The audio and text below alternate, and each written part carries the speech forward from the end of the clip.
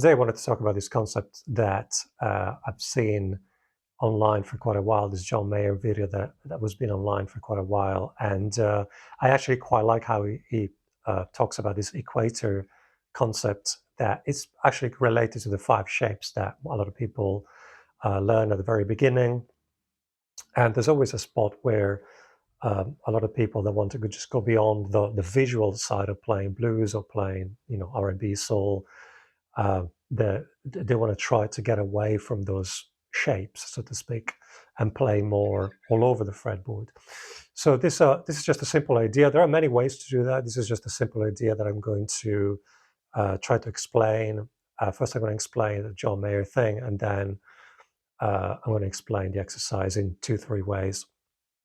So the John Mayer thing is basically, as you know, there are 5 shapes that a lot of people tend to teach at the very beginning, and there are the pentatonic shapes. Let's just talk about them in C. So the pentatonic that we all know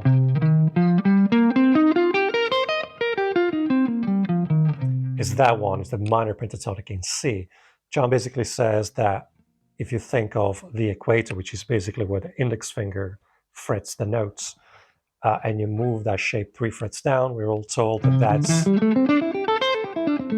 C major pentatonic.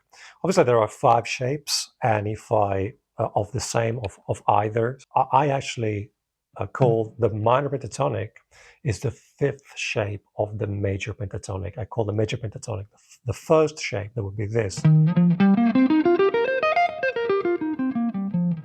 Okay, so if I basically play the major pentatonic in C, and then I play the following shape,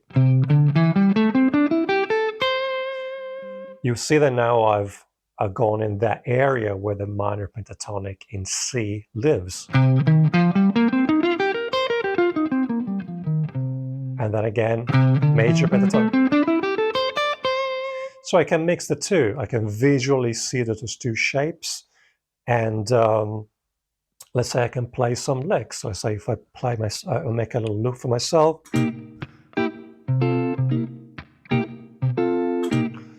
I can play a little loop. That is, let's start with minor. Major.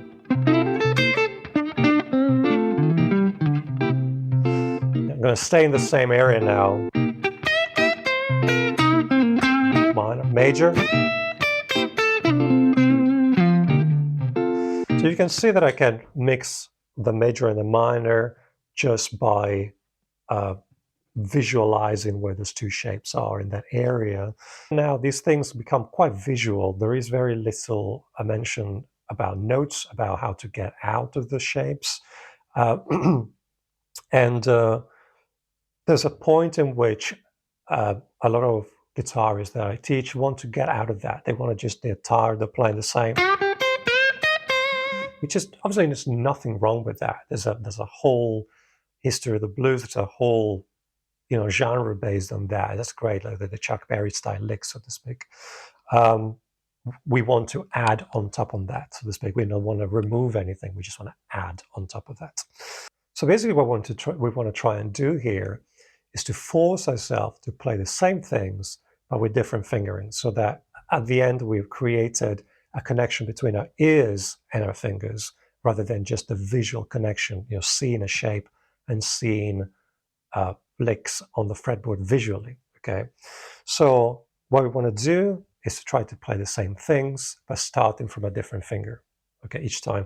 I'm going to explain this with just a major scale. Okay, so if this is C major,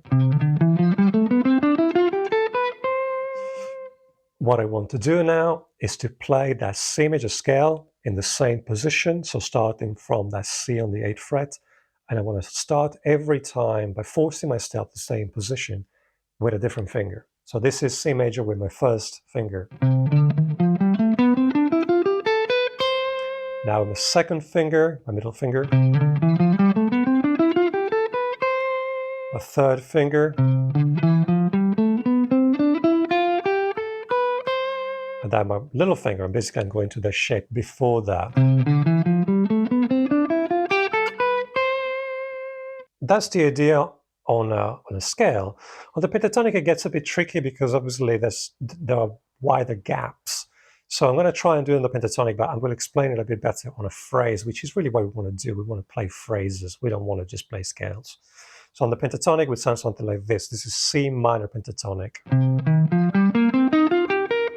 So I'm playing from an index finger and from a middle finger. My third finger, my ring finger. It's a bit tricky, I think, from the ring finger. And then from my little finger, again, basically the shape before that, fifth shape. Okay, so let's try and do that from a phrase. My phrase is this one. Very simple kind of R&B phrase. Let's start from my index finger.